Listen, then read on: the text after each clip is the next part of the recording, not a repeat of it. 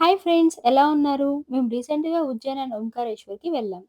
మేము ఎలా వెళ్ళాం, ఎలా దర్శించుకున్నాం అన్నీ మీకు ఈ వీడియోలో చూపిస్తాను. మీరు కూడా చూసేయండి. మన తెలుగు రాష్ట్రాల నుండి కొన్ని ప్రధాన పట్టణాల మీదుగా ఉజ్జయిని వెళ్ళే ట్రైన్స్ ఉన్నాయి. మేము నెల్లూరు నుంచి ఉజ్జయినికి వెళ్ళాం. MGR Chennai central to Jaipur superfast express. ఈ train every Sunday and Tuesday ఉంటుంది. ఫ్లైట్ అయితే మీరు ఇండోర్‌కి వెళ్ళాల్సి ఉంటుంది. ఇండోర్ సెంట్రల్ పాయింట్ అండి. ఓంకారేశ్వరం, ఉజ్జయిన్‌కి. ముందుగా మేము నెల్లూరు నుంచి ఉజ్జయిని వరకు ట్రైన్‌లో వెళ్ళాం. జర్నీ అయితే మోర్ దాన్ 24 అవర్స్ అండి. నైట్ 9:30కి రీచ్ అయ్యాం. టోటల్ 3 డేస్ అండి మా ట్రిప్. ఎలా జరిగిందో చూసేద్దాం రండి. మేము అకామిడేషన్ అయితే అడ్వాన్స్ బుకింగ్ చేసుకున్నాం. హోటల్ ఓనర్ వాళ్ళు మమ్మల్ని రైల్వే స్టేషన్‌లో పికప్ చేసుకున్నారు. వీళ్ళ హాస్పిటాలిటీ అయితే ఎక్సలెంట్ అండి. ఉన్న 3 డేస్ అయితే రిలేటివ్స్ లాగా చూసుకున్నారు. ఈ హోటల్ నేమ్ తారా గెస్ట్ హౌస్. టెంపుల్‌కి 2 కిలోమీటర్స్ ఉంటుంది. మీకు కావాలంటే హోటల్ డీటెయిల్స్ డిస్క్రిప్షన్‌లో ఇస్తాను. ఓన్లీ డిసడ్వాంటేజ్ ఏంటంటే టెంపుల్‌కి కొంచెం దూరం అండి. మీకు కావాలంటే టెంపుల్ దగ్గరలో కూడా కొన్ని హోటల్స్ ఉన్నాయి. చెక్ చేసుకోవచ్చు. ఈ హోటల్‌లో ఉన్న వాల్ పేపర్ మరియు క్రాడిల్ అయితే నాకు చాలా నచ్చేసాయండి. సో, డే 1 విశేషాలకొస్తే మేము మార్నింగ్ లేచి ఫ్రెష్ అప్ అయ్యి ముందుగా లోకల్‌లో ఉన్న టెంపుల్స్‌కి వెళ్ళాం. ఈ ఆటో వాళ్ళని కూడా హోటల్ వాళ్ళు మాట్లాడిచ్చారు. మాకు భస్మహారతికి నెక్స్ట్ డే అంటే సెకండ్ డే ఎర్లీ మార్నింగ్ ఉంది కాబట్టి ఫస్ట్ డే లోకల్‌లో ఉన్న టెంపుల్స్ అన్నీ దర్శించుకోవాలనుకున్నాం. ముందుగా గట్కాలికా మాత టెంపుల్‌కి వెళ్ళాం. ఆటో వాళ్ళైతే రీజనబుల్ ప్రైస్ చార్జ్ చేశారు. ఈ గుడి అష్టాదశ శక్తిపీఠాల్లో ఒకటి. ఉజ్జయినిలో గట్కాలికా ఆలయం శక్తిపీఠాల్లో ఒకరైన ఒక పవిత్రమైన స్థలం. కాళికాదేవిని పార్వతీదేవి యొక్క అవతారంగా భావిస్తారు.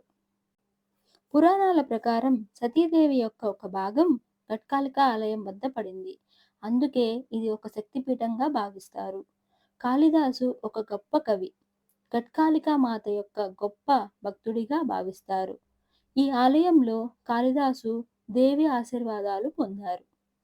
కాళికా దేవతకు అంకితం చేయబడిన ఒక ఆలయం, ఒక మహిళా పూజారి లేదా పూజారిగా పనిచేసే కొన్ని హిందూ దేవాలయాల్లో ఒకటి. ఇక్కడ గుడి ఆవరణంలో రాతితో చేయబడిన 2 దీపపు స్తంభాలు ఉంటాయి. వీటిని ఎవ్రీడే ఈవినింగ్ టైంలో వెలిగిస్తారు. మార్నింగ్ మార్నింగ్ ఇలా టెంపుల్‌కొస్తే చాలా ప్రశాంతంగా ఉంటుంది గదండీ! అండ్ ఇక్కడ ఆర్కిటెక్చర్ కూడా కొంచెం డిఫరెంట్‌గా ఉందండి. చాలా బావుంది చూడ్డానికి. టెంపుల్‌లో ఉన్న వైబే అదేనండి. ఏదో తెలియని పాజిటివ్ వైబ్.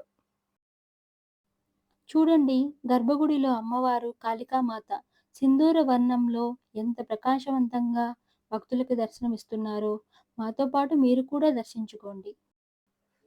అమ్మవారిని దర్శించుకున్నాక పక్కనే ఉన్న విఘ్నేశ్వరుడి గుడికి వెళ్ళాము.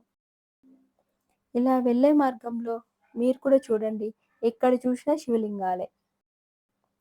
ఇలా అమ్మవారిని, అయ్యవారిని దర్శించుకొని పక్కనే ఉన్న గణేష్ టెంపుల్‌కి వెళ్ళాం. మేమున్న ప్లేస్ నుంచి ఇక్కడికి రీచ్ అవ్వాలంటే ఆల్మోస్ట్ హాఫ్ అన్ అవర్ పట్టిందండి. పదండి గణేష్ టెంపుల్‌ని కూడా చూసేద్దాం. ఈ టెంపుల్ అయితే గట్కాలికా మాత పక్కనే ఉందండి. జస్ట్ ఒక 5 మినిట్స్ పడుతుంది. ఈ గుడి ఆవరణంలో మీరు గణేష్ టెంపుల్‌తో పాటు పూరి జగన్నాథ స్వామి వారిని కూడా దర్శించుకోవచ్చు.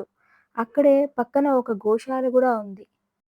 ఈ గోశాలలో ఎవరైనా గ్రాస్ ఇవ్వాలంటే పక్కనే అమ్ముతారు. అది కూడా తీసుకొని ఇవ్వచ్చు.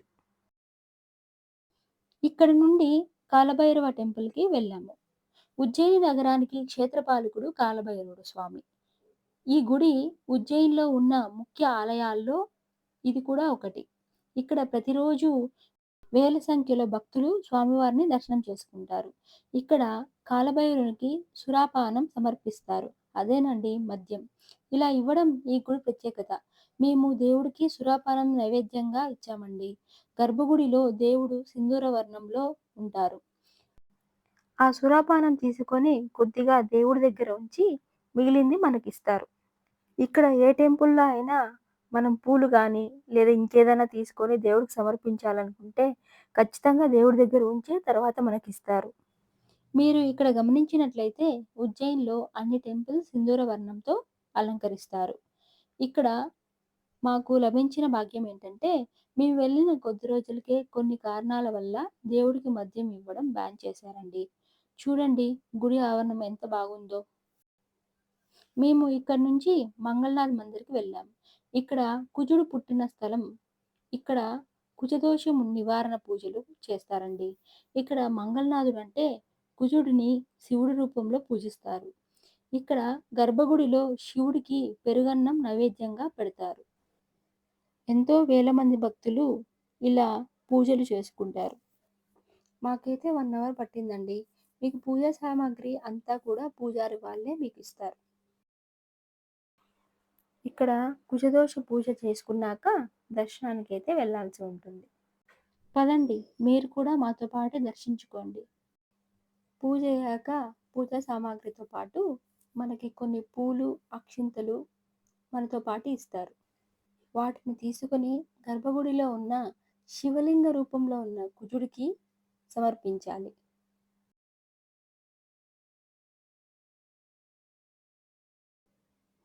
నెక్స్ట్ ఇక్కడ నుంచి మేము సాందీపాని ఆశ్రమంకి వెళ్ళామండి. ఇక్కడ స్టార్టింగ్‌లోనే చాలా బ్రాస్ ఐటెమ్స్ పెట్టారండి. మీరు కావాలంటే తీసుకోవచ్చు. చాలా బాగున్నాయండి. మేమైతే చిన్న కృష్ణుడు తీసుకున్నాం. శ్రీకృష్ణుడి గురువు సాందీపాని మహర్షి.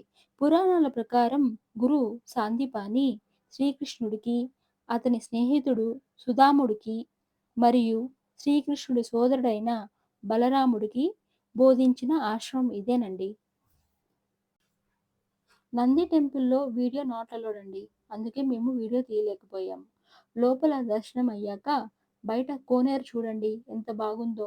అంతే కాదండి ఇక్కడ శ్రీకృష్ణుడికి సంబంధించిన అన్ని ఎంబోస్డ్ ఫోటోస్ చక్కగా గ్యాలరీ లాగా చాలా బాగా పెట్టారు కదా! మీరు కూడా చూడండి. మేము ఇక్కడి నుంచి భర్తృహరి గుహకి వెళ్ళామండి. భర్తృహరి గుహ ఉజ్జయిన్‌లో ఒక పురాతనమైన గుహ. దీనిని రాజు భర్తృహరి యొక్క తపస్సు స్థలంగా భావిస్తారు. భర్తృహరి ఈ గుహలో కొన్ని సంవత్సరాల పాటు తపస్సు చేశారు. ఇక్కడ గుహ చాలా లోపలికి ఉంటుందండి. లోపలికి వెళ్ళే కొద్దీ ఆక్సిజన్ లెవెల్స్ తగ్గుతూ ఉంటాయి. ఇక్కడికి పెద్దవాళ్ళు గుహ లోపలికి వెళ్ళాలంటే కొంచెం కష్టంగా ఉంటుందండి. చూడండి ఇక్కడ కాళికామాత ఉగ్ర రూపంలో ఎలా ఉన్నారో.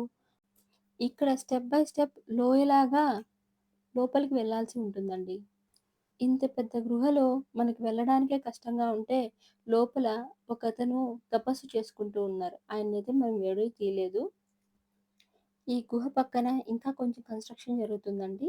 పక్కనే ఒక టెంపుల్ కూడా ఉంది. ఆ టెంపుల్‌లో విగ్రహాలన్నీ పాలరాతితో ఉన్నాయి. ఈ గుహ నుండి ఈ టెంపుల్‌కెళ్ళడానికి అష్టకష్టాలు పడ్డామండి. ఎందుకంటే కింద రాళ్ళేమో బాగా కాలుతున్నాయి. బయట ఇక్కడ గోశాల కూడా ఉందండి. మేము ఇక్కడ అమ్మే గ్రాస్ తీసుకొని వాటిని పెట్టాము. మాకు ఇప్పటికే మధ్యాహ్నం అయిందండి. మళ్ళీ మాకు నైట్ భస్మహారతి ఉండటం వల్ల మేము ఇంకా రెస్ట్ తీసుకోవడాలని వెళ్ళిపోయాం. ఎన్నో రోజులుగా వెయిట్ చేస్తున్న భస్మహారతి దర్శనం చేసుకునే టైం అయితే వచ్చేసింది.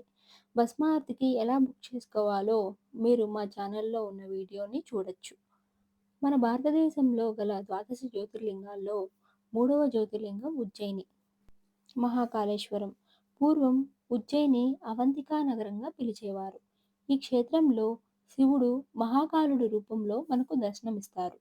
ప్రతిరోజు ఈ మహాకాల జ్యోతిర్లింగం భస్మంతో అభిషేకం చేస్తారు. భస్మాభిషేకం 2 రకాలుగా జరుగుతుందండి. ఒకటి ఆవు పిడకలు కాల్చగా వచ్చిన భస్మంతో కానీ, లోకంలో ఎక్కడా లేని విధంగా మనిషి చితాభస్మంతో కానీ అభిషేకం చేస్తారు. దేశంలో పరమేశ్వరుడికి చితాభస్మంతో అభిషేకం చేసే ఏకైక క్షేత్రం ఉజ్జయిని. ఉజ్జయిన్‌లో భస్మారతికి చాలా డిమాండ్ అండి. టికెట్స్ కూడా అంత సామాన్యంగా దొరకవండి. గుడి లోపల 3 మండపాలుంటాయి. అందులో మొదటిది నంది మండపం. ఇక్కడ ఓన్లీ వీఐపీ ప్రోటోకాల్ మాత్రమే అలౌడ్ అండి. సెకండ్ మండపం గణేష్ మండపం. లోకల్ రికమెండేషన్ అండ్ పూజారి కోటా టికెట్స్ తీసుకున్న వాళ్ళకి ఇక్కడ కూర్చోబెడతారు. భస్మహారతికి ఫైనలీ కార్తికేయ మండపం అండి. ఇక్కడ ఆన్‌లైన్ అండ్ ఆఫ్‌లైన్ టికెట్స్ తీసుకున్న వాళ్ళని అలౌ చేస్తారు. ముఖ్యంగా ఇక్కడ చెప్పాల్సిందేంటంటే మీరు మండపంలో సెంటర్‌లో ఉంటే భస్మారతి దర్శనం బాగా చేసుకోవచ్చు. లేకపోతే మీకు సరిగ్గా కనపడదండి. మీరు టీవీలో చూడాల్సి వస్తుంది. ఆ మహాకాలుడి పైన భస్మం చల్లుతుంటే గూస్‌బంప్స్ వచ్చాయండి. భస్మహారతి అయ్యాక దేవుడికి అలంకార దర్శనం ఉంటుంది.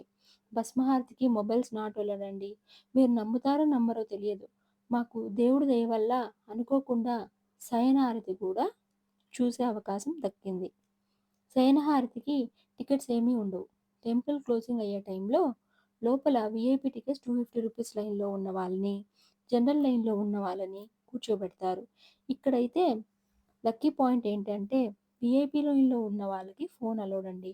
అందుకే మన ఫాలోవర్స్ కోసం మేము కూడా వీడియో తీయగలిగాం. మాతో పాటు మీరు కూడా దర్శించుకోండి. ఇలా 3 టైమ్స్ అయితే దర్శనానికి వెళ్ళామండి. థర్డ్ టైమ్ అయితే మన ఫాలోవర్స్‌కి కూడా చూపించాలి అని చెప్పి వీడియో తీయడానికి మొబైల్‌తో వెళ్ళామండి. మా ఎఫర్ట్స్ గనుక మీకు నచ్చినట్లయితే please like, share and subscribe. Stay tuned for other videos in Ujjain.